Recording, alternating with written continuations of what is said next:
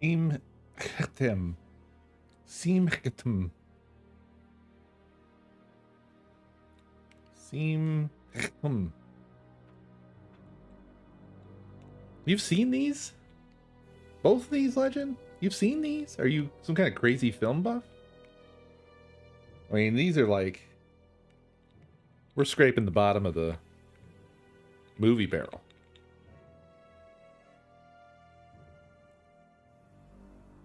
$100 huge months. That's not an answer. That's not an answer, especially in the case of these two movies. I mean, unless your job was movie critic, then maybe I can understand how that would be like a claim you could make. Like, well, as a movie critic at my age, I've seen almost every film. But your average person has not seen the fucking Rift. Nor should they. Boy, what a task we set ourselves this past 2 weeks, huh? Who knew how hard it could possibly be to watch 2 movies within 2 weeks? Woof. Wow.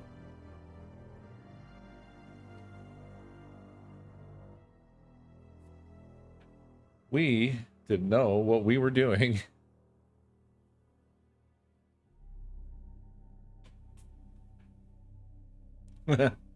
Never. Absolutely not. This is we don't care what the quality is when we are making our selection. We're just making sure that we are selecting something. If you watch The Rift and then Leviathan, that was the appropriate order. The Rift made Leviathan seem okay.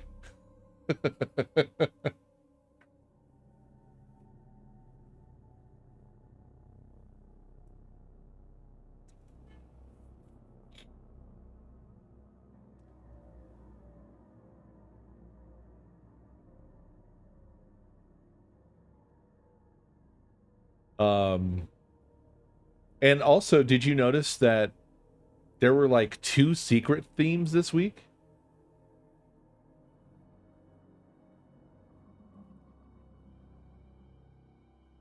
What were the secret themes? Because the main theme was we were sticking with the 2 of the like 15 movies that came out in 1989 that were all underwater. That was the obvious theme.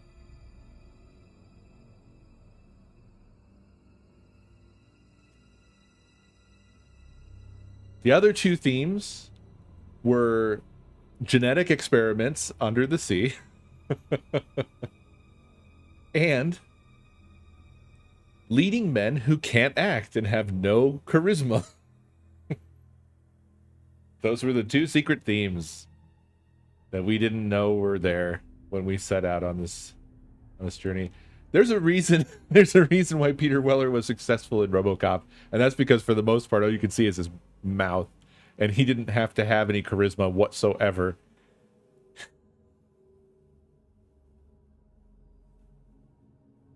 Because he was playing a cop.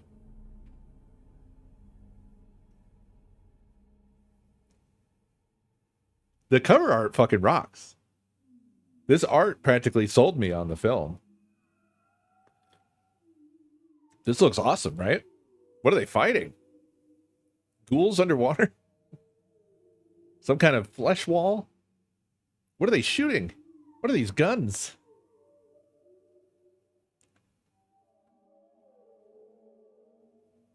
It is. It's very much Mega Man box art. That's why it is my wallpaper. Because it's awesome. It rocks. Yeah, but there's lightning. There is lightning. Why? Are they ghosts? What's happening? I love it. None of this happens in the film. Even these guns aren't in the film. The suits aren't in the film.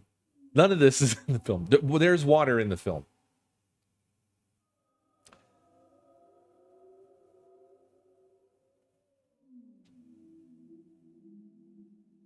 The cover artist was just having a real one.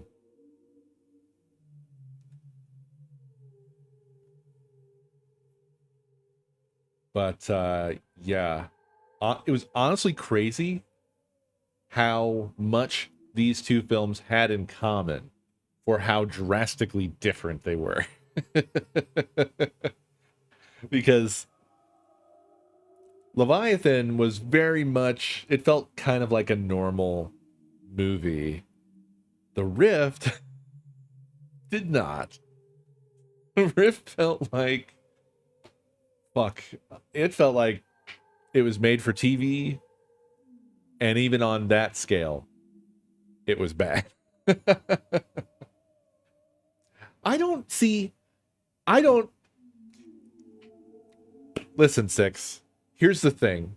In both cases, I noticed that they did off the black guy right at the end to make sure that we had our lead white man and woman couple to survive. And boy, do we need to discuss women getting punched. And then also, this all was in common with Deep Star 6. There's a lot of overlap with Deep Star 6. Oh, these were all three kind of the same film, weirdly.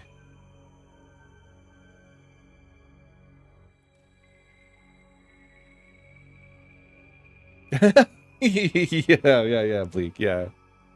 Leviathan absolutely wished it was Alien. The influence of Alien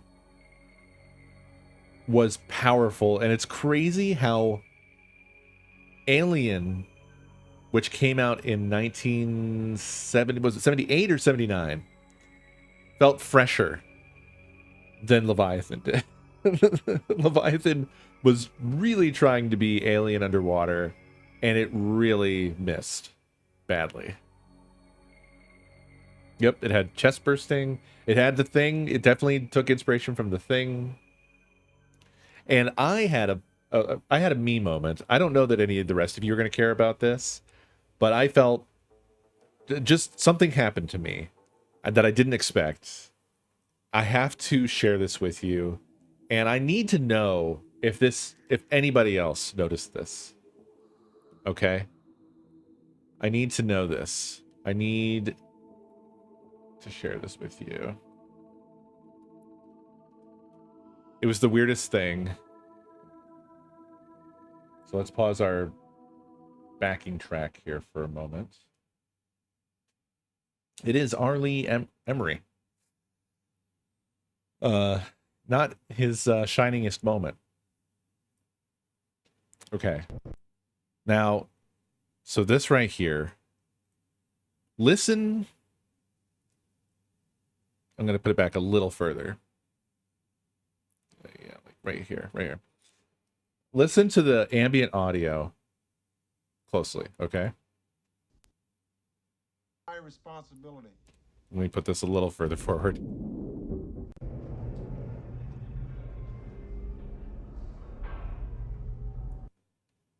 Do you hear that? Just that little bit. It's kind of quiet.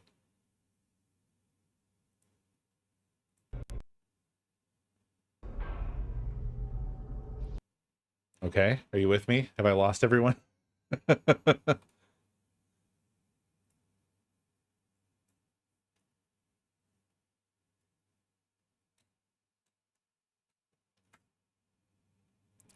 right. Now,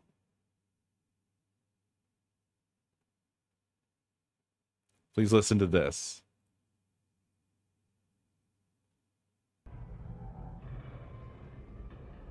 Do you hear this? It's the opening sample. Reptile by Nine Inch Nails. And the instant that I heard it, I had sat down to watch the movie. It's like we're only 10 minutes into the movie. And I heard it and I was like, that's fucking Reptile.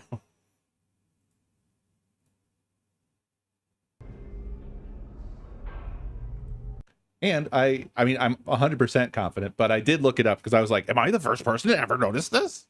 It's been fucking 30 years. I am not the first person to notice this.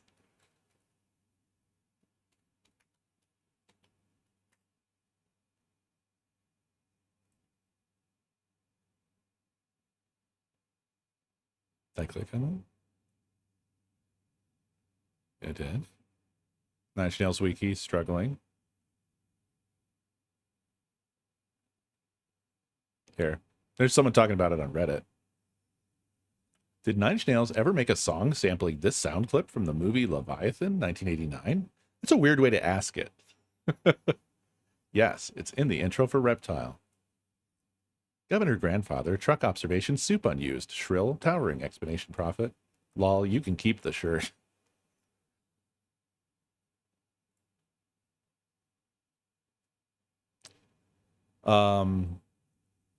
Reptile is actually crazy because it samples a whole bunch of shit. It samples the power loader.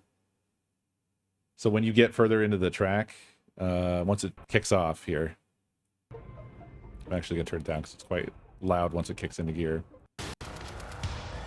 That right there, that's the power loader from Aliens. And then there's a part later on that's kind of Twin Peaksy. Oh, it's this right here, this climb up. Might be sampling Twin Peaks. The Alien sample is actually, here's that, Laura Palmer. That's the Twin Peaks. There's a lot going on in this song. Anyway, we can move on from this. There's many ways to crank it, but there's certainly more than one way to crank it. It was made for me, really. And it's funny because I was into the song long before I was into any of the things that I've just mentioned, except for Aliens. Anonymous, thank you for the gift sub. To No Name No More.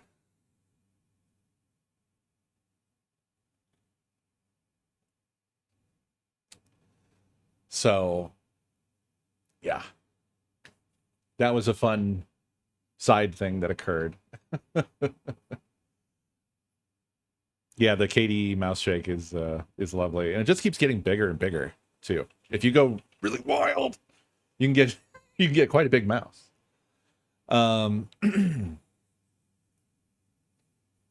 Yeah, David Lynch was a big Nine Inch Nails guy. Yes. Did he have them in the last season? They had some overlaps. I don't remember, but that's not this. That's not tonight's topic. So let's talk about the Rift. Have you ever seen a less convincing submarine? Actually, first of all, let's kind of get a soft poll here of like who all did the cool work. Please tell me that at least some of you suffered both of these films with me.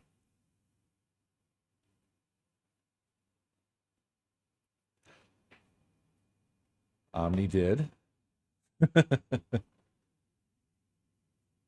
6 and IFA, thank you. My squad. Veratrix, hell yeah. It's all right if you didn't do it as well, Doug. It's okay. But I just want I want y'all to be able to know what the fuck I'm talking about. Delta. Well, Legend, you've seen every movie, so it's fine. You've already seen it. Nice, Royal. Hell yeah, Jeff. So, one of the things that piqued my interest was when we were going through the stuff about the Abyss, and James Cameron was talking about how he wanted to film in real water because he didn't like the faking it with smoke. So I was very curious to see what that looked like. Since he explicitly mentioned like the Rift, which is crazy that he called out the Rift. He clearly watched The Rift. But to compare The Abyss and The Rift is insane. Maybe he was kind of irritated because like the names are so similar, like The Rift and The Abyss. They're kind of the same name, really. And they're coming out at the same time. But like, buddy, you don't have to, yeah, it's like punching down so far. You don't even have to mention The Rift, man. Like, The Abyss, basically, when you compare The Abyss and The Rift, it really demonstrates how necessary it is to nearly drown your actors to the point at which they won't even talk about having worked on the film because they have PTSD. Because the quality of the film is so impacted by this. Obviously, I'm kidding, but like, holy shit, they're not even anywhere near the same level. But it was interesting I was keeping an eye on the water scenes. So I was very curious to see how convincing or unconvincing they were going to be. And to be honest, I was really surprised by how effective the apparent smoke technique was for creating a water-like looking environment on film. It wasn't that bad. I mean, it certainly didn't look anywhere near as good as The Abyss in general.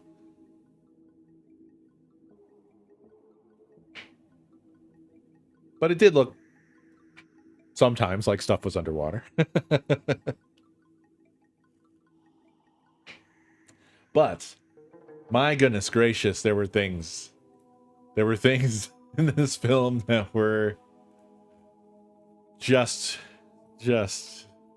terrible. Like, let's just get in here, right? Yeah, so if we look for here, yeah. So this here, these scenes like this,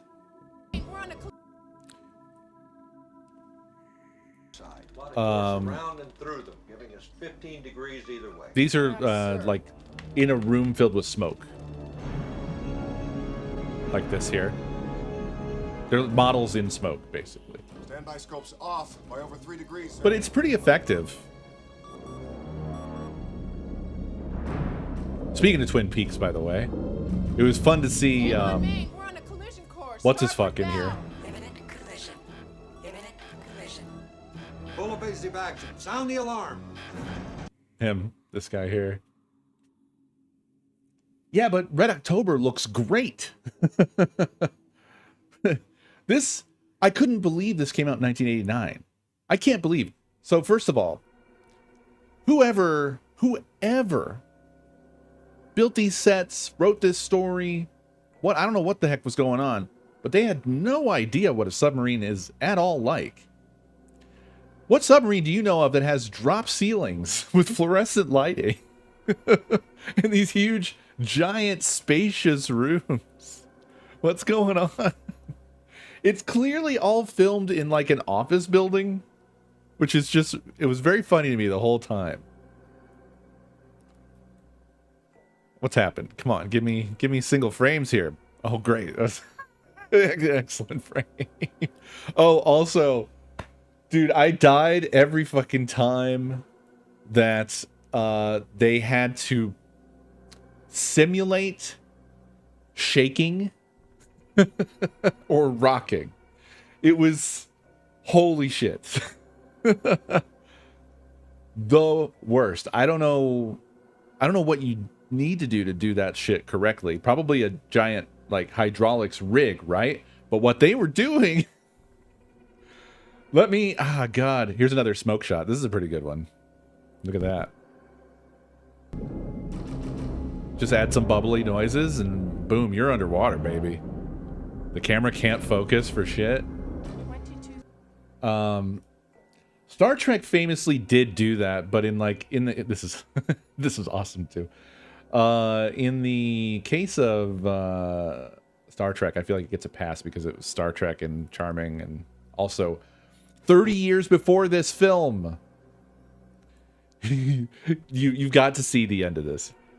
They did the classic, like, we're escaping, and the thing's gonna blow up, and it blows up.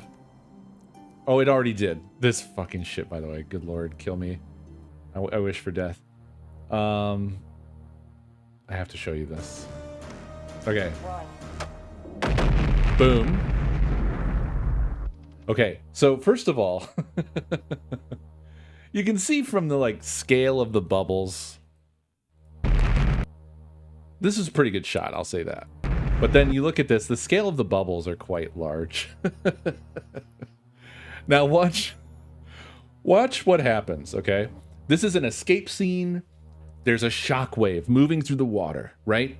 This is just like the end of Alien and many, many other films. At the end of every Alien movie, basically, right? Aliens as well. You know, we got to get away. The thing is exploding. The ship, the planet, the whatever. A shockwave is going to get us. This is the thing, right? So that's what's happening right now. Okay, now watch.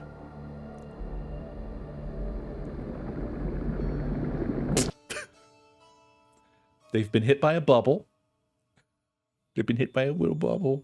Okay? They got hit by a little bubble. And here it goes. Uh-oh. Oh, God.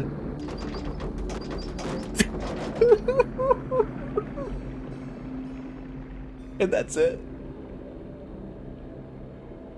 That's it. They shook the camera, and the both of them kind of like rocked back and forth in their seats.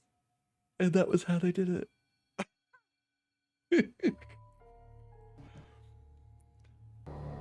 Oh, man.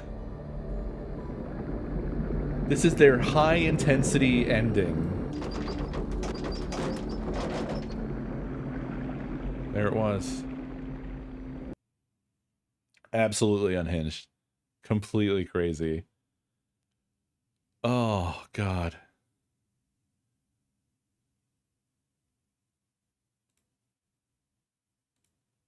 Oh, yeah. Both of these films, by the way, had just horrific amounts of 80s horniness that I could have definitely done without. I'm just flicking through to see if we land on anything kind of funny. There's so much stuff in this that's so ridiculous. The story is completely absurd. Totally fucking nuts. This guy, our main character protagonist, is supposed to be like the designer of the submarine. For some reason, he's along for the trip. There's nothing about this that's good. The overlay over the computer screen at 956. I'll look at that.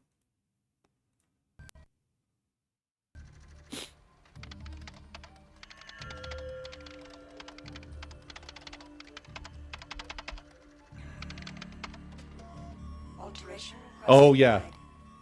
What is this about? Why is this overlaid? Why was that overlaid? I forgot about that. Thank you, Omni. What the hell's going on with that, right?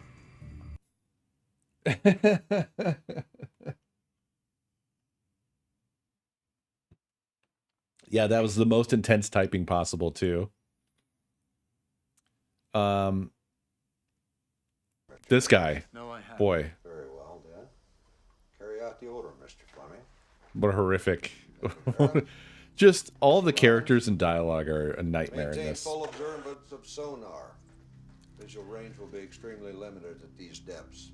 Unfortunately, R. Lee there is just, he's basically just present to be like generic military guy, man. Just to sound sort of military-esque. But there's nothing military about any of this. It's so completely casual and laid back. This submarine also has the hugest break room I've ever seen. You see it like early on when they first get on the boat. Where is it? I think you see it towards the end too, as he sort of strolls to his death. I think I've made the server mad. It doesn't like all of my this. Yeah, this break room on this submarine is insane. Also, what is this operation, right? It's like the US Navy, but it has like basically a rainbow coalition of people from every country on Earth. There's like a German guy, a Russian guy, like a French guy. What is up? What's happening? Why does everybody have like a goofy accent? Why are they all characters? Absolutely insane.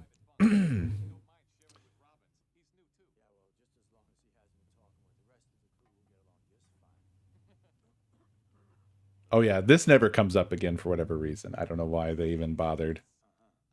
They're like, oh, he gets seasickness and he's going on a submarine, and then it just never comes up again for some reason.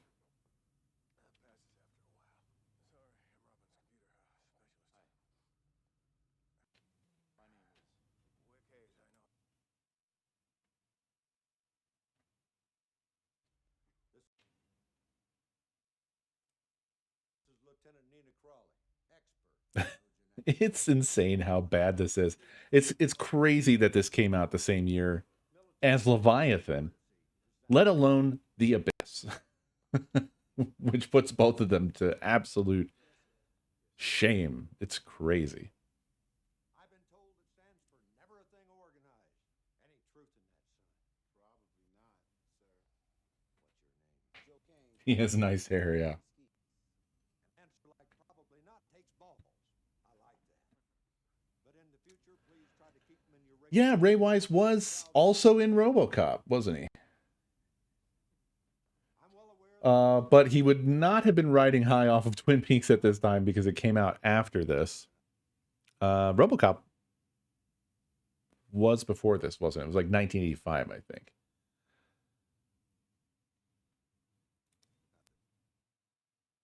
As long as you bear in mind that this mission falls under military jurisdiction. It's so wild to me that they bothered to try to do this like pretend that being military.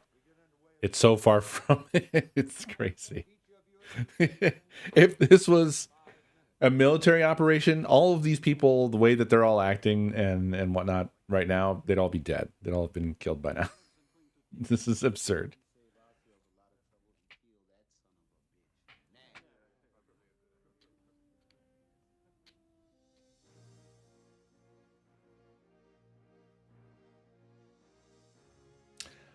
We haven't done RoboCop. Engine roaring.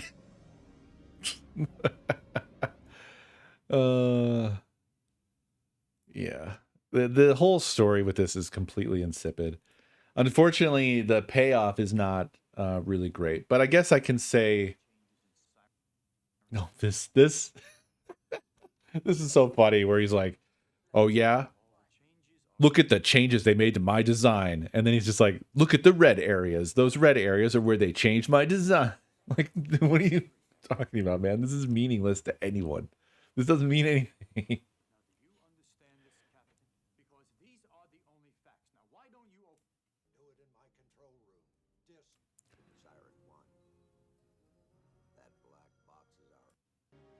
Yada yada yada. There were things I liked though.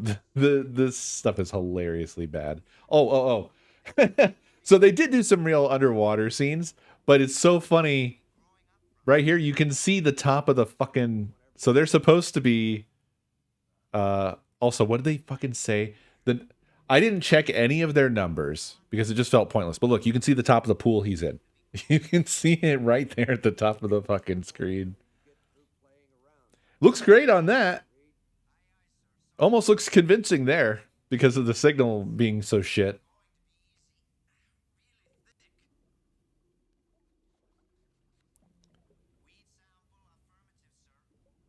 But yeah, you could see clearly that he's in a swimming pool.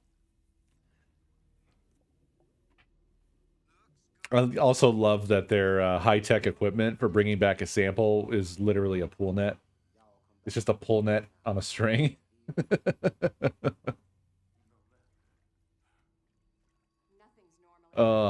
This had so many problems. It's hard to even know where to begin. She has this huge jar for the... What was she doing there? Like casting a spell? And then this guy gets killed by like just question marks. He just they didn't. I don't think they had anything for it. So they're just like, okay, we need you to like entangle yourself in this stuff and just start freaking out.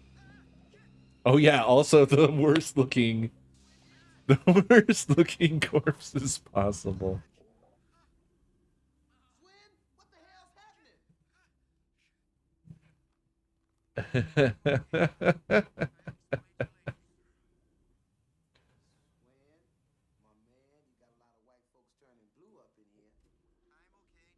No, yeah, they say some wild ass shit. There was some part later on, like how hot is let's just say 570 Kelvin. How hot is that? Okay, 570. Okay, that's 296.85 degrees Celsius, right? That seems pretty hot. What's Fahrenheit? That'll give me a good sense of, oh my gosh. Okay, yeah, pretty hot. Pretty hot. And there's a point where they're just cruising through some area and they're like, it's towards where they like get out as well. And they're like, it's 400 or 570 Kelvin here. It's somewhere where they're like getting close to oh no, they're already they're already out there.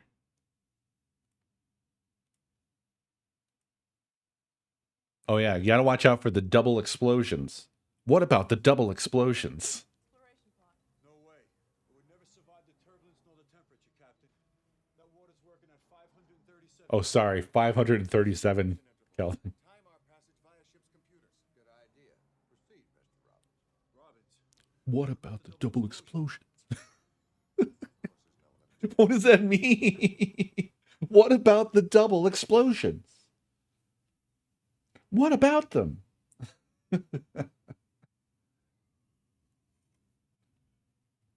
They kind of show their depth somewhere. It's in there.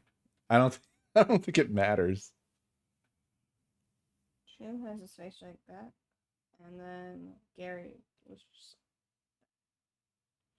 like, Chu's face is like in her back. Also, my tea got here like 3 days ago. Oh. So I have to go downstairs and get it. I'm sorry. It's all your fault. Oh. Oh, are you doing enjoyers? Yeah. Oh, okay. Yeah, we're talking about the Rift. I thought that was a game at first. It's kind of game-like. This is the cover for it. Oh, goodness. Yeah. That looks like a horrible film from like the 60s. It's a horrible film from the 80s. I know, but that is totally a 60s style. It is cover. kind of. And they filmed it in a 60s. Oh, well. But what about the double explosions? Double explosion? What about the double explosions? How many are there? You're working with 530 Kelvin down there.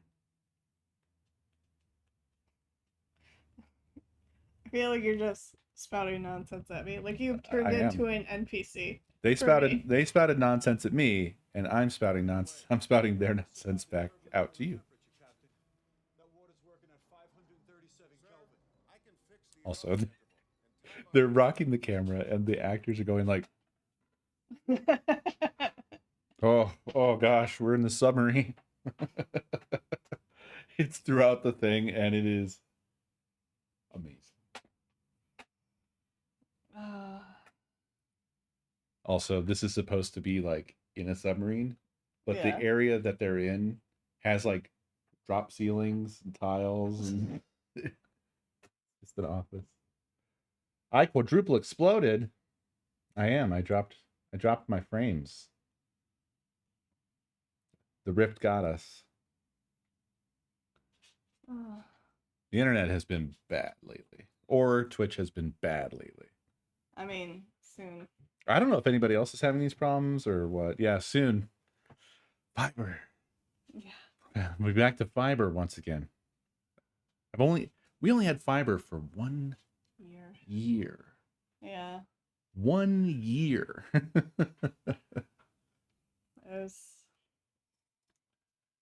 was rough. Yeah. No one can hear any of this because we're basically not broadcasting right now. Mm.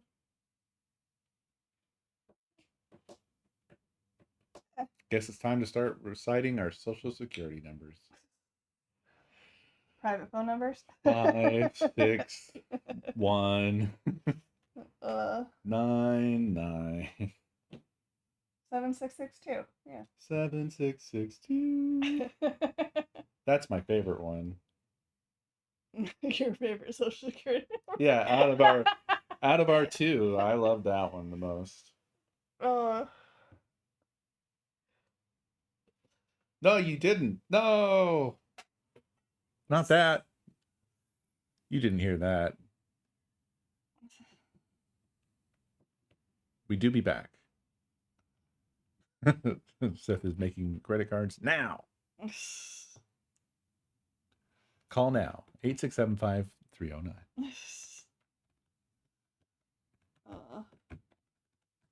According to IMDb, the title for The Rift in Brazil was Inferno Submarino.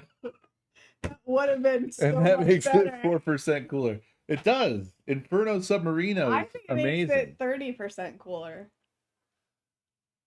Coestar, please approve my message. Is there a message that didn't make it through that needs approval? I don't have, it's not showing me that. I'm not seeing that anywhere.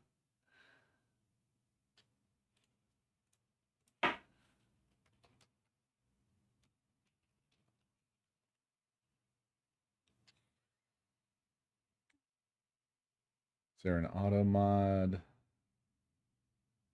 Nope.